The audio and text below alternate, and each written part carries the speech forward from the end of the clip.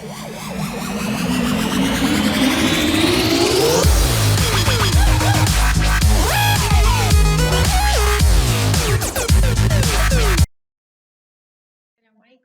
Hai, saya Cikgu Zainab dari SMK Sentosa. Jadi hari ini cikgu akan terangkan tentang bab 10 iaitu kimia dalam perubatan dan kesihatan. Pada akhir bab ini, kamu akan mempelajari tentang perubatan tradisional, perubatan moden dan perubatan komplementari. Kemudian kamu akan belajar tentang radikal bebas. Kemudian kita akan belajar tentang bahan antioksida dan last sekali kita akan belajar tentang produk kesihatan. Okay, sekarang kita akan pergi ke standard pembelajaran yang pertama iaitu perubatan tradisional, perubatan moden dan perubatan komplementari. Okey, apakah yang dimaksudkan dengan perubatan tradisional? Perubatan tradisional ialah kaedah perubatan yang menggunakan tumbuh-tumbuhan, haiwan dan bahan semula jadi yang diaplikasikan secara khusus maupun gabungan bagi diagnosis dan merawat penyakit. Okey, contohnya kita menggunakan pokok ini. Tahu ke pokok apa ini? Ini pokok lidah buaya ataupun aloe vera. Dalam pokok ni ada lendir. Lendir ni kita boleh gunakan untuk merawat kesan selaran matahari. Okey, jadi kita ambil lendir ni letak pada kawasan yang terkena selaran matahari. Jadi dia dapat melegakan kawasan yang terkena selaran matahari tadi.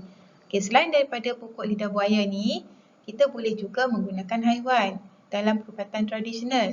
Okey, ini namanya ialah lintah. Jadi lintah ni kita boleh gunakan untuk proses pengeringan darah. Di negara luar, lintah telah digunakan secara komersial ya untuk pembedahan kosmetik ya. Ia digunakan untuk proses pengeringan darah. Perubatan yang kedua ialah kaedah perubatan moden. Kaedah perubatan moden ni apa sebenarnya?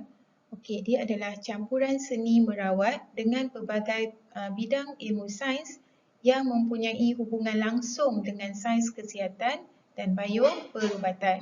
Maknanya di sini untuk perubatan moden biasanya kita gunakan ubat-ubatan. Tak kisahlah ubat-ubatan tu dalam bentuk pil ke, dalam bentuk yang kita boleh minum ke ataupun yang kita suntik. Jadi semua ini ialah contoh-contoh perubatan moden. Kaedah perubatan yang ketiga ialah kaedah perubatan komplementari. Okey, apa yang dimaksudkan dengan kaedah perubatan komplementari ialah merujuk kepada kepelbagaian kaedah dalam penjagaan kesihatan yang berasal daripada pelbagai bentuk budaya sejak zaman berzaman. Okey, maknanya kaedah perubatan komplementari ini telah digunakan sejak zaman berzaman, sejak zaman dahulu lagi telah digunakan. Okey, kaedah ini merangkumi dua bahagian utama iaitu produk semula jadi dan juga senaman badan dan minda. Okey, contoh perubatan komplementari ini ialah seperti akupuntur, urutan dan juga kiropraktik. Okey, kalau kiropraktik ni orang yang terkenalnya seperti Master Chris Leong tu dia banyak terkenal. Dia boleh membetulkan tulang yang tak betul tu dengan cara sentuh sana sentuh sini. Dah baik, dah elok dah. Okey. Kita dah belajar tadi 3 kaedah perubatan. Kaedah perubatan moden, kaedah perubatan tradisional dan kaedah perubatan komplementari. Okey, jadi kaedah perubatan ini menggunakan ubat.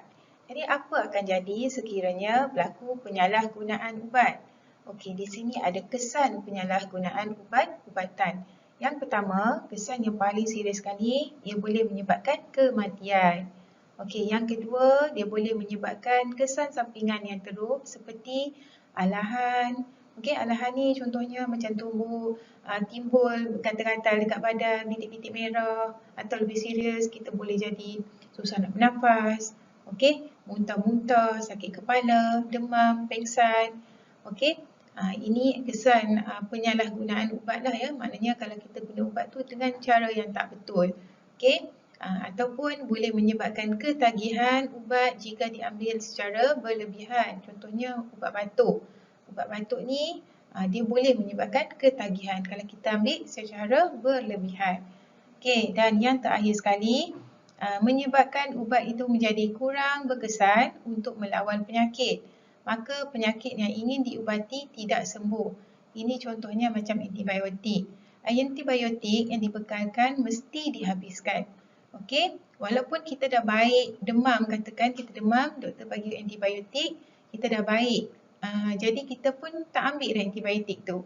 Ini salah sebenarnya sebab antibiotik yang dibekalkan mesti dihabiskan untuk mematikan semua bakteria yang menyebabkan penyakit itu. Okey, kalau kita tak ambil hingga habis, maka bakteria ni tak mati sepenuhnya. Nanti dia akan menjadi kebal terhadap ubat ni, jadi kita perlukan dos yang lebih tinggi untuk melawan penyakit tadi. Jadi inilah menyebabkan ubat tu jadi kurang berkesan untuk melawan penyakit. Okey, jadi proses penyembuhan tu tak dapat nak berlaku. Sekarang kita teruskan pembelajaran kita ke bahagian yang kedua iaitu radikal bebas. Okay, apakah yang dimaksudkan dengan radikal bebas? Radikal bebas ialah atom atau molekul yang kekurangan satu elektron yang menjadikan atom atau molekul tersebut tidak stabil, reaktif dan cenderung untuk menyerang atom atau molekul yang lain. Okey, lihat rajah ini ialah cara pembentukan radikal bebas. Okey, dia ada dua, bagaimana radikal bebas ni dihasilkan, dia ada dua faktor yang menyebabkan terhasilnya radikal bebas. Yang pertama ialah faktor dalaman dan yang kedua ialah faktor luaran. Faktor dalaman ni macam mana? Okey, dalam badan kita berlaku proses pengoksidaan. Okey, jadi proses pengoksidaan yang berlaku secara semula jadi di dalam badan akan menghasilkan radikal bebas. Jadi radikal bebas yang terhasil ni akan menyerang atom atau molekul lain untuk mendapatkan elektron. Okey, jadi di dalam badan radikal bebas akan menyerang sel DNA. Nampak ini radikal bebas yang terhasil di dalam mitokondria ni. Dalam mitokondria berlaku proses pengoksidaan. Jadi dia akan menghasilkan radikal bebas. Jadi radikal bebas yang terhasil ni akan menyerang sel DNA. Bila dia menyerang sel DNA, ini akan mengakibatkan berlakunya kerosakan pada DNA. Okey, bila berlaku kerosakan pada DNA ni, itu yang menyebabkan berlakunya penyakit kardiovaskular, seperti sakit jantung, ketidaksuburan, kerosakan buah pinggang, kerosakan hati dan paru. Okey, selain daripada tu, radikal bebas juga boleh menyebabkan proses penuaan berlaku dengan lebih cepat. Okey, jadi yang tadi tu cikgu cerita tentang faktor dalaman. Yang kedua, faktor luaran. Faktor luaran ni contohnya seperti radiasi daripada sinar UV, okey. Kemudian daripada asap-asap kenderaan, asap rokok, asap kilang, okey. Semua ni juga boleh mengundang kepada terhasilnya radikal bebas. Seperti yang cikgu terangkan tadi, radikal bebas ni dia tak stabil, dia kekurangan elektron. Jadi, dia cenderung untuk menyerang atom lain untuk mendapatkan elektron itu. Jadi dia akan macam kita kan, muka kita ni terdedah kepada persekitaran. Jadi di muka kita ni ada elektron. Jadi radikal bebas yang terhasil di persekitaran ni akan menempel di kulit muka kita untuk mendapatkan elektron daripada kulit muka kita. Akibatnya apa? Bila elektron di muka kita ni diambil oleh radikal bebas ni, maka sel-sel kulit kita akan rosak dan inilah yang menyebabkan berlakunya proses penuaan awal. Sekarang cikgu terangkan kesan radikal bebas terhadap kesihatan manusia. Okey, tadi pun cikgu dah terangkan radikal bebas ni boleh menyebabkan penyakit kardiovaskular dan ketidaksuburan, boleh merosakkan buah pinggang, hati dan paru-paru, boleh menyebabkan penuaan awal seperti wajah berkedut dan rambut beruban. Bolehkah kita cegah radikal bebas ni? Okey, sebenarnya boleh dengan cara kita mengambil bahan antioksidan. Okey, ataupun untuk mencegah muka kita ni terdedah pada radikal bebas, kita boleh pakai krim pelindung matahari ataupun sunblock sebelum kita keluar supaya dapat menghalang daripada radikal bebas yang ada di persekitaran. Sekarang kita akan pergi kepada standard pembelajaran yang ketiga, iaitu bahan antioksida. Apakah yang dimaksudkan dengan bahan antioksida?